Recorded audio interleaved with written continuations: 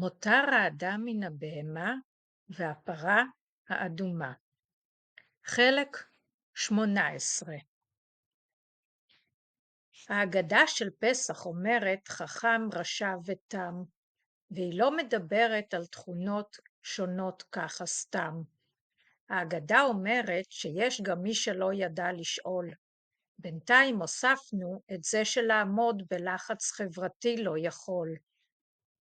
קשה ללכת נגד הזרם בחברה, אבל לפעמים משפיעים עליך לכיוון עבירה. הדמוקרטיה אומרת שהרוב קובע, אבל מה אם הרוב הלכה לא יודע? התנ"ך מלא בחוקים לחיי החברה.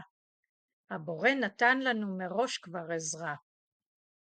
חטאים שאנחנו עושים מייצרים מלאכי חבלה, ככה אומרת הקבלה. וכשאנחנו עושים מצוות אנחנו מייצרים סניגוריה על ישראל, שבראשה עומד המלאך מיכאל. צדיקים, בינוניים ורשעים זה ציבור. אז כמה חשוב שנדע שאנחנו חוטאים גם בדיבור. אדם שמרחל גם לעצמו וגם לשומע את הקדושה מקלקל. זה שמוציא שם רע לאחר, זה שאת המילים לא מספיק בורר ובוחר. הסמך סוגר מעגל ויכול לתת שמירה. הוא נעזר במעוף הרוח בשביל יצירה. לעומתו הפה מתפרץ. אולי אתה יורה מילים כמו חץ. יש מי שמדבר מהרגש או מהדמיון. לא כולם מדברים מתוך היגיון. בשביל מה אנחנו זה בזה משתלחים? הרי כולנו בברכה של יעקב בטוחים. עשיו לא זכה לברכה של הבכורה, ושבט יעקב זה עם ישראל רק לשם הבהרה. זוכרים את עשיו שמנזיד העדשים אכל?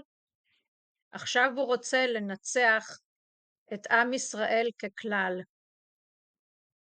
עשיו הצייד, בעוד שיעקב תורה למד.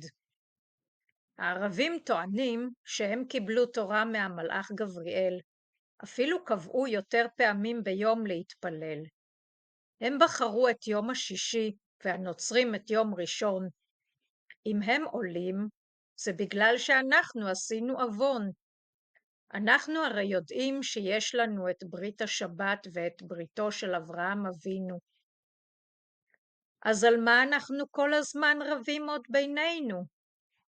שיתאמן כל אחד בבית בחינוך, איך מיישבים בין שני אחים איזה סכסוך. הרמב"ן נותן לנו עצות טובות באיגרת שכתב לבנו. וכשעדיין אין בית מקדש, כל אחד צריך לשמור קדושה במעונו. ואנחנו במקום להאיר פנים וזה לזה לחייך, משום מה טורחים זה על זה ללכלך. בסוף הם עוד קוראים לזה חדשות. למה? לזה שאנחנו עושים לעצמנו בושות? אז הנה כמה תובנות מאיגרת הרמב"ן, כדי שעם ישראל יהיה קצת יותר מאוזן. שמע בני מוסר אביך, ואל תיטוש תורת אמך. תתנהג תמיד לדבר כל דבריך בנחת, לכל אדם ובכל עת.